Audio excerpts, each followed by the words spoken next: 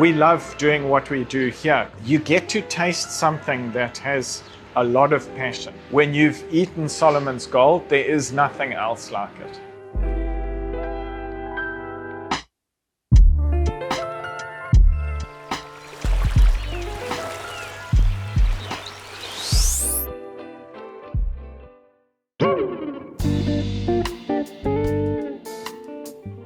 So my name's Glenn Yateman. I'm an ex-Zimbabwean coffee farmer. We came here as refugees 20 years ago. We had a family coffee farm and we were basically kicked out by the Mugabe regime. So we came and with my two daughters who are now working for me and my wife. 12 years ago, I went to the Solomon Islands as GM for this company, C Corp. And after a while, I was walking through the cocoa fields and I thought, gee, what an amazing growing environment. It's just beautiful. It's like equatorial. And I thought, good fruit's got to make a good product. So I took some of the bean home, the cacao bean, put it in the oven. When it started to smell like the smell in here that you can't smell on the camera. After that, I took it out, let it cool. I crushed it with my fingers and I used my wife's hairdryer to blow the husk off. Chucked it in the blender, put a bit of sweetener or sugar, whatever it was, and made the first Solomon's Gold chocolate. Our chocolate's a 2-ingredient chocolate. It's cacao and coconut sap, and then it's got a flavoring. That's the first thing. The second thing is it's certified vegan, it's organic, certified kosher, it's nut-free, gluten-free. That's what sets us apart mainly. My wife and I and my eldest daughter are gluten intolerant and my youngest daughter is dairy intolerant. We also wanted to stay true to the cacao. It's what we don't put in that makes it special. It's a dark chocolate. It's 65-ish to 70, depending on which bar you take. So the flavor profile is like notes of wild honey, forest berry, Solomon Island forests, the terroir of the soil. It's quite a wild taste in a way. At the moment, we're probably producing 5,000 to 6,000 bars a month. We want to increase to a lot more than that.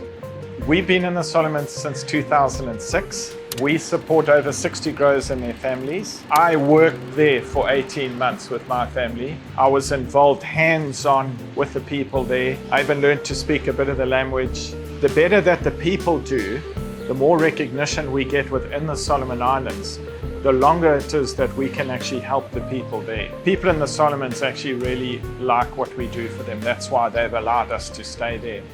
Great people, great story. We want to support local because we are local, because the people who buy chocolate are local. No one's trying to kill you here like Zimbabwe and Africa. Yeah, just nice people to do business with. It's not getting made anywhere else, it's getting made here in the Mount. Working with family is a challenge. They'll tell you the same.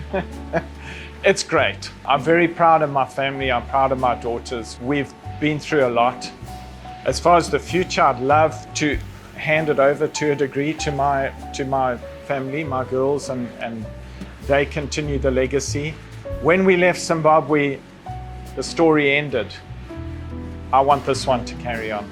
The more people that come through the door, the more people that hear our story, they also fall in love with it. That makes me happy. It makes me proud that we've actually made something that people really like.